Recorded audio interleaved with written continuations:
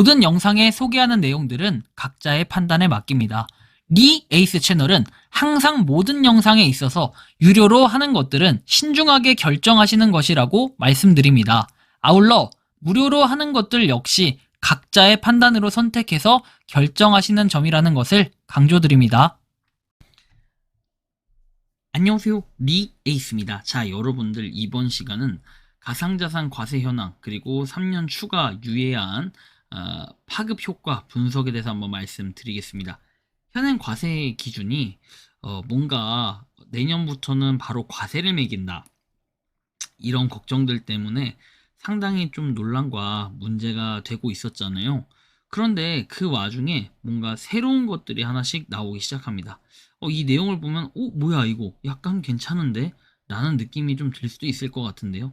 영상을 한번 끝까지 보시면서 어떤 내용이 있었나 살펴보는 그런 시간 가져보도록 하겠습니다.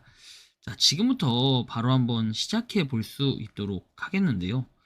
일단 이 내용을 보면 1300만 명의 코인 세금 3년을 늦춰야 된다 해서 최근에 기사가 하나 나오기 시작합니다.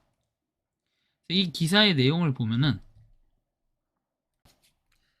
투자소득에 대한 과세 시행 시점을 현행 3년 늦추는 법안이 발의가 됐다 해가지고 정부 여당은 내년 1월부터 과세를 하겠다는 입장이어서 이달 국회 논의가 주목된다라는 이런 내용들, 1300만 명 코인 세금 3년 늦춰야 뭐 이런 내용들이 있고 과세 유예법이 발의가 됐다라고 하는데, 좀 더 우리가 자세히 좀 살펴보면은 현행 가상자산 과세 기준과 주요 특징을 한번 봐볼게요. 앞으로 우리가 내년부터 당장 하게 되면은 미장하고 똑같이 과세를 매기게 돼요. 그래서 기타 소득으로 들어가고 종합소득과 합산하지 않고 분리과세를 적용을 해요. 소득은 과세 비율은 총 22%로 국세, 기타소득세 20%, 지방소득세 2% 해서 22%를 합니다. 그리고 기본공제는 250만원까지, 주식 대비 현저히 낮다는 걸 볼 수 있고, 신고 및 납부는 연간 1월에서 12월 손익 합산 후에 이듬해 5월에 종합소득세를 신고하는 이런 과정으로 했었죠. 그리고 과세 제도의 핵심 한계점을 보면은 해당 연도 내에 손익 통산만 가능하고 전년도 손실 2월 인정이 안 됩니다.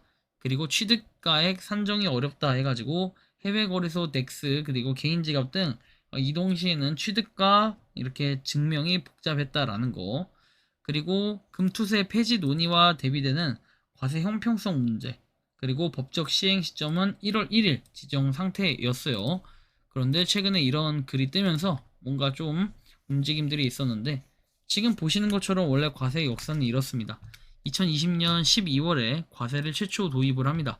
그래서 소득세법 개정으로 기타 소득 과세 신설을 하게 돼요. 그래서 22년도 원래 시행을 목표로 했었어요. 21에서 22년도에는 1, 2차 유예 결정을 해서 과세 체계가 미비하다는 이유로 25년으로 연기를 했습니다.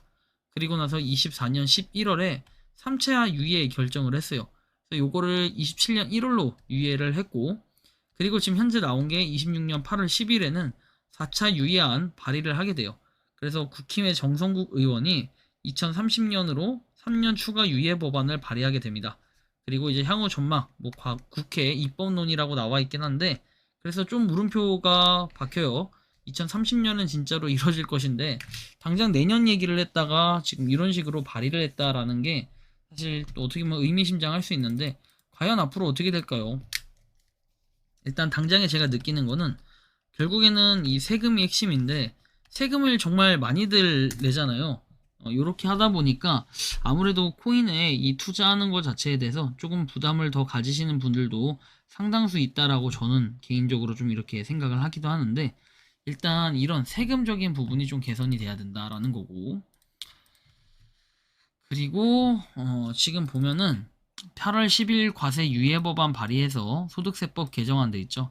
2030년 1월 1일로 3년 연기를 하고, 국내 가상자산 투자자 1326만 명에서 업비트 누적 회원 기준이고 대상 시장 혼란 방지돼 있습니다. 과세를 위한 행정 인프라가 갖춰지지 않은 상태에서의 성급한 과세는 시장 혼란과 투자 피해를 야기할 수 있다라는 점이고, 3년 유예 법안 발의의 3대 핵심 배경은 이렇습니다. 과세 인프라 구축 미비, 그리고 금투세 폐지와 형평성, 그 다음에 투자자 보호 법제화 지연, 사실 이 세 개 다 여러분들한테 많은 공감이 될 거예요. 결국 이 인프라 구축이 굉장히 현재까지도 우리가 몇 년이 됐지만 사실 코인 시장에 대한 뭐 내용을 건들기보다 현안이 좀 더 심각하고 여러 가지로 많기 때문에 아무래도 이거를 좀 덜 건드는 그런 경향들도 분명히 있을 거다라고 저는 좀 개인적으로 생각을 하고 있는 부분이긴 합니다. 자, 그리고 다음 한번 보면은 1326만 투자자 역량 그리고 시장의 파급력을 봤을 때 조세 저항 차단 그리고 납세 예측 가능성 제고입니다. 누적 이용자가 1300만 명을 돌파함에 따라 과세 시행 시 사회적 파급력과 투자자 반발이 극에 달할 것으로 예상되고 P2P 음성거래 증가 그리고 세원 누출 현상이 심화될 수 있어서 3년 유예를 통해서 행정준비 기간을 확보하는 게 국익에 부합하다는 평가를 받는다라는 거고, 그래서 과세정책 논의 시나리오별 가능성 평가인데 사실 3년 유예가 된다면 2030년 1월 1일로 연기가 되고 금투세 폐지 형평성이 좀 어느 정도 명분이 생긴다. 그리고 매도 압력이 완화되고 유동성 유지가 된다. 그래서 매우 긍정적으로 봤을 때 실현 가능성은 75% 이상으로 매우 높고, 그리고 기본 공제 상향에서 완화돼 있는데 내년부터 시행하되 5천만 원으로 확대를 하는 방향. 그리고 대다수 소액 투자자 보호하고 조세 수입을 확보해서 중액 이상 투자자 이탈하고 부분 수급 개선을 해서 이건 절충안으로 검토가 가능하다. 5천만 원까지 확대한다. 사실 이것도 약간 부담은 있지만 어쨌든 뭐 이런 경우일 수도 있다라는 거. 그리고 현행을 강행해서 당장 27년도부터 시행을 하게 된다라고 해서 22% 과세를 때려서 실제로 하게 됐을 때는 여야 표심의 부담이 좀 생길 수 있겠다라는 이런 뭐 고려사항도 좀 있긴 하네요. 뭐 이거는 각자 좀 바라보는 눈이 조금씩은 다르겠지만 이런 부분도 있다는 거고, 그리고 과세 유예 여부에 따른 시장 수급 그리고 유동성 비교인데 3년 유예가 확정이 된다면 국내 원화마켓 유동성 유지 그리고 상승 모멘텀 88%, 제한적 수급 개선 그리고 고액 투자자 이탈 62%, 연말 과세 회피용 매도 물량 집중해서 30%가 있다라는 거.